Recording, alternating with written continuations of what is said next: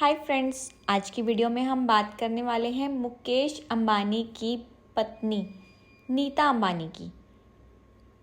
क्या आप जानते हैं कि एक साधारण मिडिल क्लास फैमिली की लड़की कैसे बन गई इंडिया की सबसे पावरफुल बिजनेस वुमेन में से एक।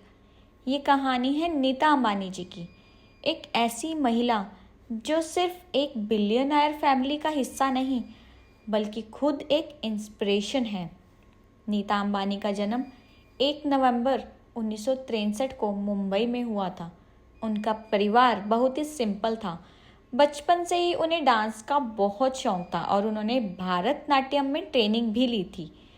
उन्होंने अपनी पढ़ाई नरसी मांझी कॉलेज से पूरी की और शुरू में एक स्कूल टीचर के रूप में काम भी किया।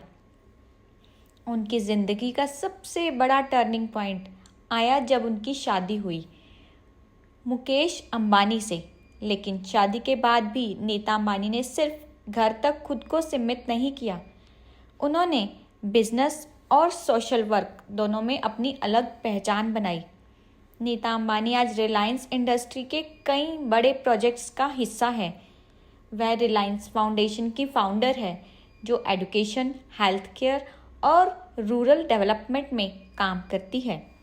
उन्होंने मुंबई में धीरूभाई अंबानी इंटरनेशनल स्कूल की स्थापना की थी जो इंडिया के टॉप स्कूल्स में से एक है। इसके अलावा वह आईपीएल टीम मुंबई इंडियंस की को ओनर भी हैं जिसने कई बार आईपीएल ट्रॉफी जीती है। नीता अंबानी का लाइफस्टाइल भी काफ़ी लग्जरियस है, लेकिन वह हमेशा अपनी इंडियन कल्चर से जुड़ी रहती हैं।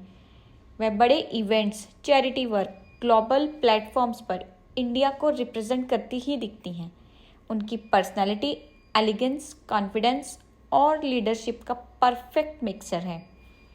नीता अंबानी जी की कहानी हमें सिखाती है कि अगर आपके पास पैशन है, डेडिकेशन है, तो आप किसी भी फील्ड में सक्सेस हासिल कर सकते हो।